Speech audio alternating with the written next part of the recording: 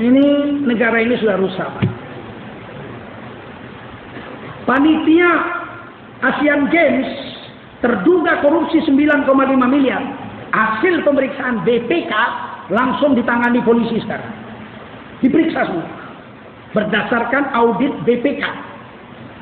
9,5 miliar panitia Olimpiade 2018 sekarang sudah diperiksa polisi. Kenapa polisi bekerja mau menangkapnya? Ada audit BPK. Tapi Gubernur Jakarta ini sudah jelas ada audit BPK merugikan negara 180 miliar. Apa yang terjadi? BPK-nya yang salah. Berarti kan di belakangnya ada buto cakil. La ilaha illallah, tunggulah kau ya. Nanti meluap rakyat nggak tahan kalian. Betul. Aku udah meluap ini. Betul. Kalau meluap nanti rakyat tak tahan kalian. Kita cuma minta Ahok diproses hukum yang keempat syariat Islam, jinayat, hukum pidana. Kan tadi 3 tuh. Ibadat, muamalat, munakahat. Yang keempat jinayat. Jinayat kita sepakat serahkan ke negara. Kalau membunuh kata negara dihukum bunuh seperti Kusni Kasdut perampok toko emas, seperti Imam Samudra Amrozi oleh negara dijatuhi hukuman mati, mati. Jessica meracun orang mati, kata jaksa dituntut hukuman mati, kata hakim 20 tahun penjara saja, 20 tahun. Terserah pemerintah kalau hukum pidana. Di dalam KUHP menghina agama itu pasalnya 156A KUHP, hukumannya maksimal 5 tahun penjara. Dan bukan delik aduan. Nggak ada yang ngadu pun. Polisi wajib menangkap dan memprosesnya. Karena ini delik umum, bukan delik aduan. Kok nggak ditangkap polisi? Nah itu lagi heran kita. Apa polisi nggak pernah kursus hukum ya? Kalau itu delik umum. Nanti ku bilang pandian aku malu polisi. Aku aja ustaz tahu itu delik umum. Kalau delik umum menimbulkan keresahan, tahu saya ada yang ngadu, tangkap. Lia Eden, nabi palsu, tangkap. Proses 2 tahun penjara, 2 tahun setengah. Ahmad Musodek ngaku nabi, turun di Depok. Sama Mali Eden kan, nabi nggak turun di Depok. Jadi Depok tuh kota nabi-nabi tuh. Tangkap tuh, nabi palsu, tangkap. 2 tahun penjara, 2 tahun setengah penjara. Cecep tahun lalu jadi nabi. Cecep di Bandung. Ditangkap masuk penjara, 2 tahun penjara. Cecep jadi nabi. Ditulis saja pakai huruf Arab nggak bisa Cecep. Gimana nulis Cecep? Bapak juga. Jadi nabi juga. Ditangkap polisi 2 tahun penjara. Tahun 90 ada nabi dulu. Tahun 90-an namanya Tukimin. Di Jawa Barat. Dimarhabankan pun tak enak. Marhaban ya Tukimin.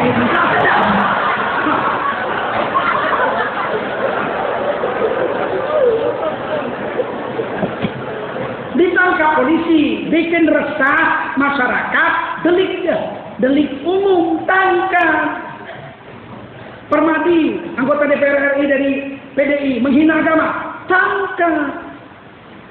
Ahok, entah apalah ilmu si Ahok. Rasa entah keturunan naga pula dia. Kalau Lia Eden bilang dia keturunan Sun Gokong katanya.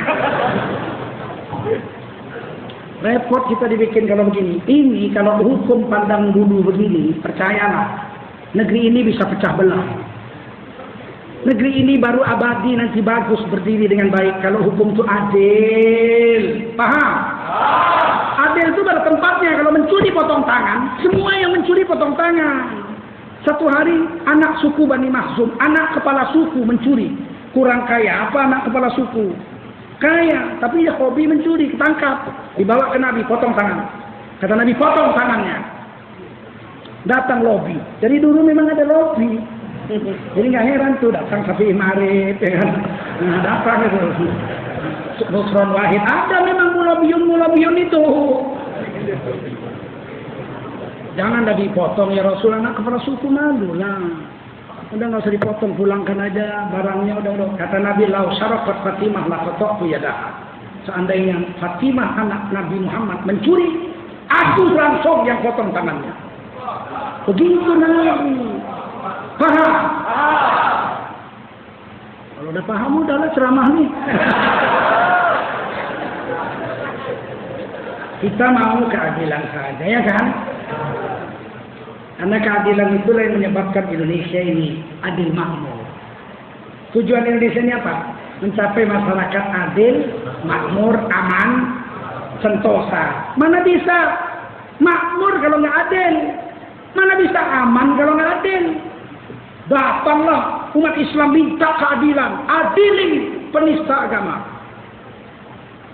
Nggak mau diproses.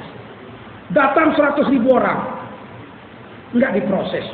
Udah datang ke kabar reskrim langsung, nggak diproses. Datang 1 juta orang, presidennya malah lihat rel kereta api.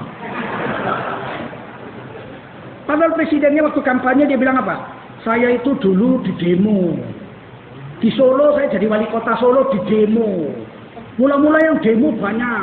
Saya ajak makan. Saya temuin, saya ajak makan. Lama-lama yang demo tinggal separuh. Terus saya ajak makan lagi. Tinggal 1/3. Saya temuin, saya ajak makan. Lama-lama saya nggak pernah di demo lagi. Sekarang saya rindu di demo. Rindu di demo datang 1 juta orang. Nengok rel kereta api kau. 1 juta orang datang. Tanggal 4 November.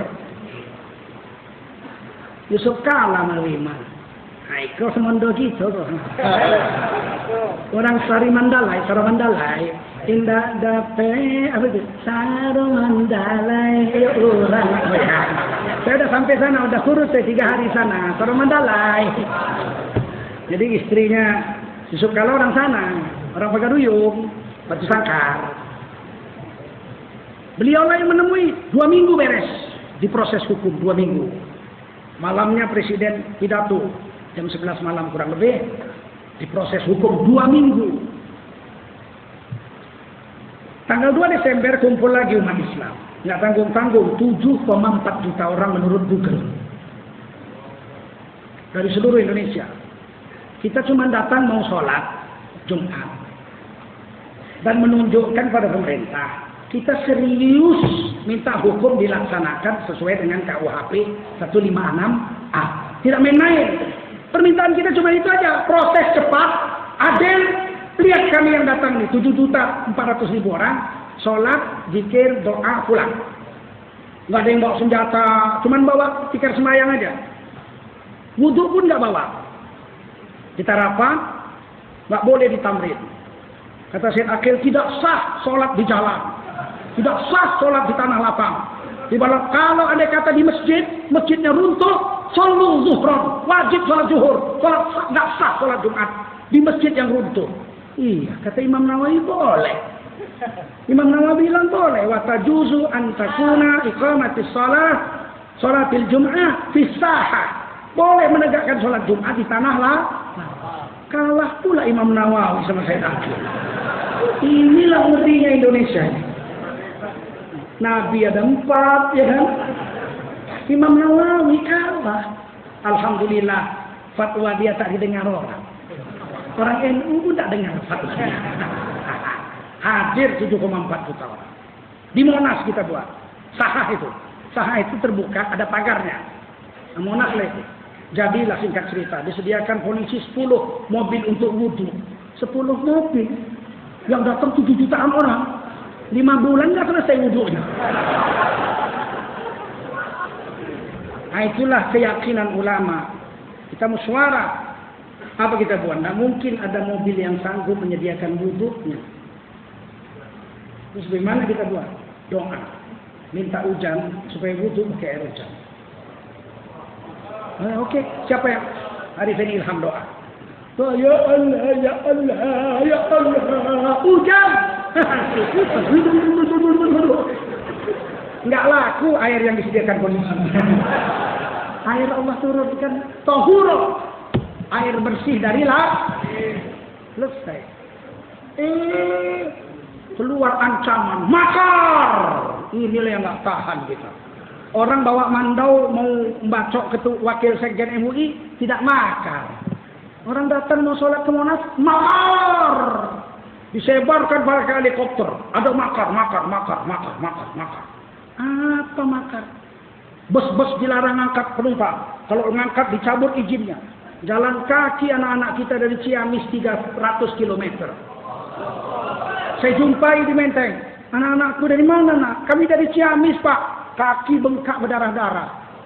300 kilo jalan kaki. Saya bilang capek nak. Tidak pak. Demi agama tidak capek.